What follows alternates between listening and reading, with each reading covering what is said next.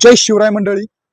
धडक बेधडक या सत्रामध्ये तुमचं खूप खूप स्वागत आहे. आपण आज आलेलो आहोत शिरूर मधली प्रसिद्ध शाळा जिचं नाव आहे विद्याधाम शाळा. इथं कमीत कमी 4 ते 4.5-5 हजार विद्यार्थी शिक्षण घेतात. अनेक विद्यार्थी या शाळेने घडवले. बरंच काही काही या शाळेतून म्हणजे विद्यार्थ्यांची प्रगती झालेली आहे. पण आजची जर प्रकरण पाहिली आपण शाळांमध्ये होती, तर आपण आज या ठिकाणी जे आलोय तर मुद्दाम आलोय या ठिकाणची स्वच्छतागृहांची व्यवस्था पाहिजे. बरोबर सर? ओके. दुसरा मुद्दा आपल्याला पाहायचा आहे सीसीटीव्ही कॅमेरे या शाळेमध्ये कशा पद्धतीचे आहेत. ही शाळा फक्त एक उदाहरणासाठी म्हणू शकतो आपण, पण यानंतरून शिरूर तालुक्यातच काय कोणतीही शाळा आम्ही सोडणार नाही याची बाकीच्या शाळांनी पण दक्षता घ्यावी. कारण विद्यार्थी सुरक्षित राहणं खूप गरजेचं आहे. आजचा विद्यार्थी उद्याचं देशाचं भविष्य आहे. आज जर विचार केला तर रोगराई मोठ्या प्रमाणात आहे, स्वच्छता ही खूप गरजेची आहे. त्याचबरोबर सीसीटीव्ही हे खूप गरजेचे आहे. किती मोठ्या प्रमाणात चालू आहेत आणि नाहीत हे आपल्याला डायरेक्ट धडक बेधडक पाहायचं आहे.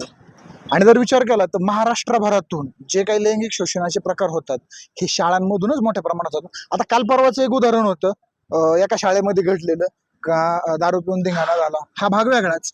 त्याच्या पलीकडे जाऊन एका शाळेमध्ये असं उदाहरण घडलं. आता मी शाळांची नाव ती मुद्दाम घेत नाहीयेत, तर त्या शाळेमध्ये उदाहरण एक असं घडलं की कोयत्याने मारामारी झाली. बरोबर पाठीमागच्या. पण हे प्रकरण वेगळ्या पद्धतीने दाबलं गेलं की पेट्रोलिंगला पोलीस गेले होते आणि तिथं जाऊन त्या गाडीच्या डिक्कीमध्ये कोयता सापडला. खरं तर प्रकरण वेगळं होतं, दाबलं वेगळ्या पद्धतीने. पण आता प्रकरण दाबादाबी सगळ्यांनी बंद करा आणि जे आहे ते धडक बेधडक सगळ्यांसमोर आम्ही आणणार आहोत. चला. अडचण तुमची काहीच नाही होणार आहे. अडचण ही तर कोणाचीच नाहीये. अडचण फक्त हा मुद्द्याचा विषय एवढाच आहे की मुलं स्वच्छता सुरक्षितता. तुमची मुलं आहेत, आमची मुलं आहेत, उद्या बरेच जणांची मुलं आहेत. हा चल ये डायरेक्ट. तर आपण हा या ठिकाणी पाहताय तुम्ही शाळेचा आवार आहे. वरती जर पाहिला तर इथं किरण हा पाहूयात. इथं जर पाहिला तर सीसीटीव्ही आहे 100%. इथं पाहिला तर सीसीटीव्ही दिसतोय.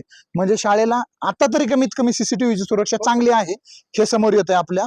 पुढे जर पाहिलं तर आपण आतमध्ये पाहता हे सीसीटीव्ही खरंच लावलेले आहेत आणि पुढं काय आहे ते पाहूयात.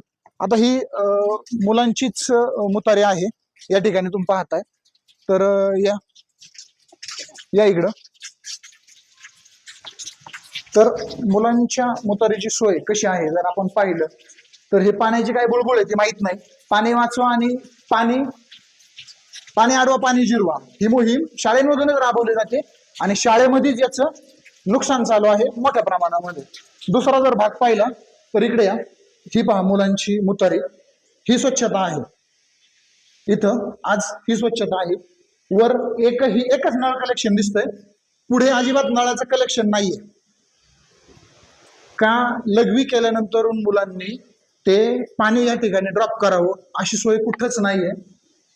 ही अशी अवस्था आहे विद्याधाम शाळेच्या मुतारीची. स्वच्छतागृह याला म्हणूच शकत नाही, कारण ही मुतारीच म्हणू शकतो, कारण तिची अवस्था मुतारीसारखी झालेली दिसते.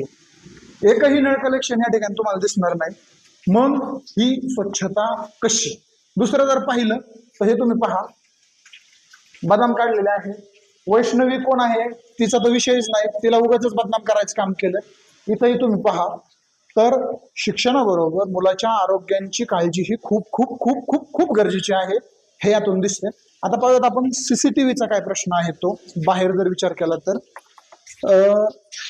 मी पुरुष पत्रकार असल्यामुळं मुलींच्या मुतारीमध्ये जाऊ शकत नाही, त्यामुळं फक्त तुम्हाला आता सध्या मुलांचीच मुतारी दाखवलेली आहे.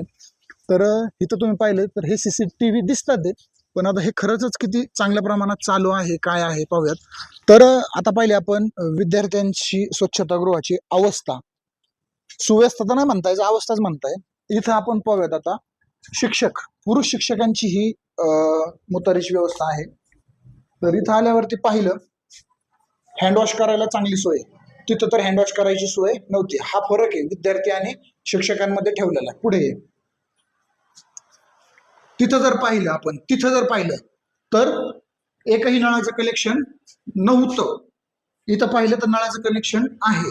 दुसरी गोष्ट इथं जर पाहिले हे डाग, तर इथं डाग तिथं होते, इथं डाग नाहीये. म्हणजे फॉर एक्झाम्पल जर डायरेक्ट बोलायचं झालं तर ही स्वच्छता चांगली आहे. मग विद्यार्थ्यांची वाईट का? त्यांना मुलं नाही आहेत का? शिक्षकांना मुलं आहेत की नाही? विद्यार्थ्यांनी काय घोडं मारलंय? हा, हे सगळ्यात चुकीचं आहे. तुम्हालाही मुलं आहेत, तुम्ही विचार करायला पाहिजे. स्वतःच्या मुलांची जर तुम्ही काळजी घेताय तर इथं जे पालक विद्यार्थ्यांना शिक्षणासाठी या ठिकाणी प्रोत्साहित करतात, तुमची शाळा खूप चांगली आहे असं म्हणतात, आणि 100% तुमची शाळा चांगली आहे, पण मग विद्यार्थ्यांची मुतारी खराब का आणि तुमची स्वच्छ का? याच्यावरती हा मोठा सवाल आहे. याच्यावरती आपण पाहिलं पाहिजे. दुसरं, आता पिण्याच्या पाण्याची आपण एक व्यवस्था पाहूयात. या पिण्याच्या पाण्याची जर व्यवस्था पाहिली तर या ठिकाणी ही हात धुण्याची जागा दिसते, बरोबर? ही हात धुण्याची जागा दिसतीये, ही एकदम व्यवस्थित दिसते, ठीक आहे. ही तर काहीच अडचण नाहीये. दुसरं जर विचार केला आपण तर पिण्याची पाण्याची व्यवस्था, इथं हात धुण्याची जागा, तेच नळाचं कनेक्शन आलं इकडं, आणि इथं दिले पिण्याची पाण्याची सोय. मग इथले फिल्टर कुठे आहेत? फिल्टर नाही आहेत. कुठे आहेत? अच्छा, तर फिल्टरचं कनेक्शन हे वरून येतंय, पण हात धुण्याची पण तीच जागा दाखवतोय, त्याच भिंतीला केटून पिण्याची पाण्याची जागा दाखवतोय.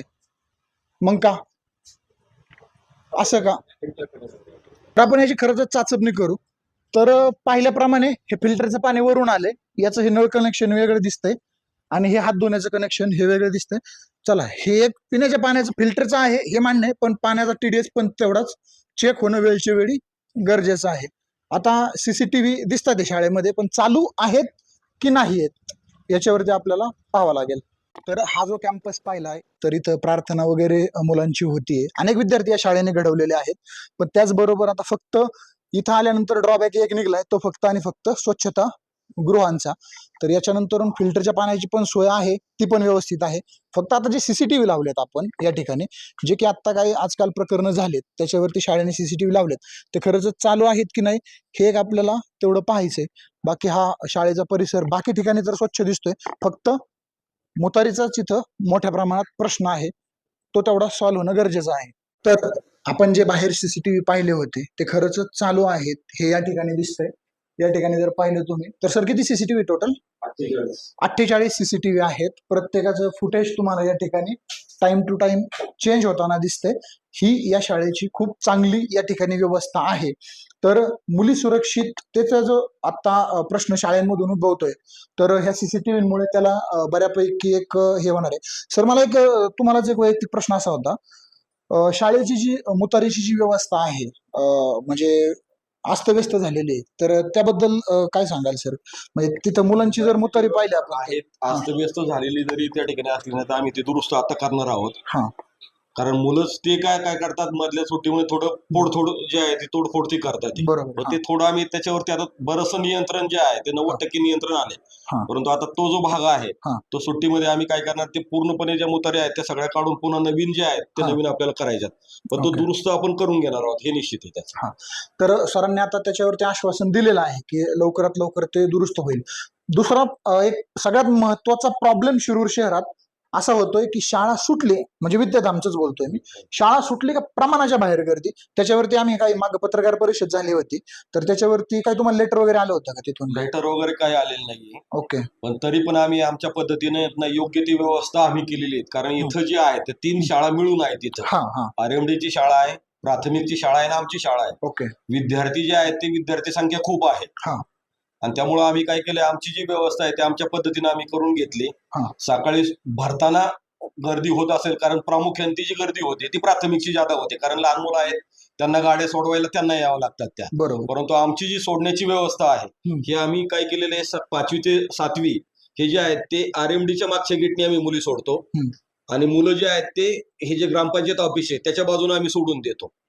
संध्याकाळी त्या ठिकाणी 8वी ते 10वी सुद्धा त्या ठिकाणी सुटताना आम्ही आमची हीच व्यवस्था आहे. 8वी 9वी 10वीच्या मुली मागच्या RMDच्या गेटने जातात, आणि 8वी 9वी 10वीची जी मुलं आहेत ती ग्रामपंचायतीच्या मागच्या ऑफिसने जातात. त्यामुळे पुढच्या याला अजिबात त्या ठिकाणी आमच्याकडून तरी त्या ठिकाणी कुठच्या प्रकारची गर्दी होत नाही आता. येस. आणि नगरपालिकेबद्दल तुमचं काय मत आहे की नगरपालिकेने याची व्यवस्था करायला पाहिजे की काय? कसं नियोजन? नगरपालिकेचं नियोजन चुकतंय की बरोबर आहे? आता नगरपालिकेचं नियोजनाचा याचा जो भाग आहे ना तो येत नाही प्रामुख्याने काही. ओके. कारण इथं जी गर्दी त्या ठिकाणी होते ना, मेन याच्यापाशी गर्दी होते, आणि त्यामुळे काय होतं, ह्या प्राथमिकचे थोड्या गाड्या लावायला आहेत ना, गाड्या पालक जास्त आणत असल्यामुळे काय होतं, प्रॉब्लेम तो होतोय, बाकीचं काही नाही. सुटताना अजिबात मुलं इकडून लगेच निघून जातात, मुली निघून जातात. त्यामुळं गर्दीचं जे पहिलं जे होतं हा. की सगळी मुलं आपण इकडून सोडत होतो, त्यामुळे तो आता जो भाग आहे ना तो पूर्ण बंद झाला आता. ओके. आणि शाळेच्या असं नियम आहेत की शाळेच्या परिसरात 100 मीटर पर्यंत व्यसनाचे काही प्रोडक्ट विकले नाही गेले पाहिजेत. तर त्याच्याबद्दल तुमची काही तक्रार आहे का? इथं कुठं तो प्रकार तक्रार नाही, जाणवतोय का? समोर तर टपऱ्या नाही इथे आता. हा. सगळा तो भाग जो आहे तो बंद झालाय हा. इकडे. आणि मुलं एकदा आतमध्ये आल्यानंतर आमच्याकडे अशी प्रथा आहे, हम्म. तो बाहेर जाऊ शकत नाही. कारण आम्ही रजिस्टरच ठेवले आता. आणि त्या रजिस्टरनुसार त्याला जर घरी जायचं असेल तर पालक कोणतरी येतं, त्याला आम्ही गेट पास देतो, नाव नोंदवलं जातं, पालकांची सही घेतो आणि मग नंतरच त्याला गेटच्या बाहेर आम्ही त्या ठिकाणी पाठवतो. मुलींना तर आम्ही पालक आल्याशिवाय, आई किंवा वडील आल्याशिवाय आम्ही पाठवतच नाही आणि त्याला पण पास देऊनच पाठवतो.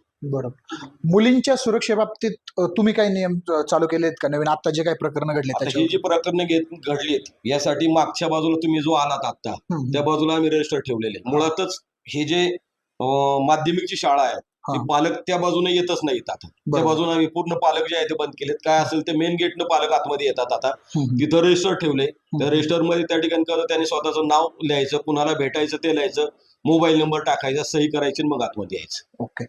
तर ही होती या शाळेची अशी व्यवस्था जी सरांनी सांगितली. सगळी शाळा अतिशय व्यवस्थित आहे. फक्त आणि फक्त जो प्रॉब्लेम आपल्याला या ठिकाणी आल्यावरती जाणवला तो मुलांच्या स्वच्छतागृहाचा. सर, माझी विनंती राहील तुम्हाला की लवकरात लवकर जी मुलांच्या आरोग्याची तुम्ही काळजी घेण्यासाठी लवकरात लवकर पाऊल उचला. 100% माझ्या परीने 100% मी प्रयत्न करणार निश्चितपणे. तर सरांच्या या आश्वासनाला या ठिकाणी मी विराम घेतो आणि अशाच अपडेट पाहण्यासाठी चॅनलला फॉलो करा.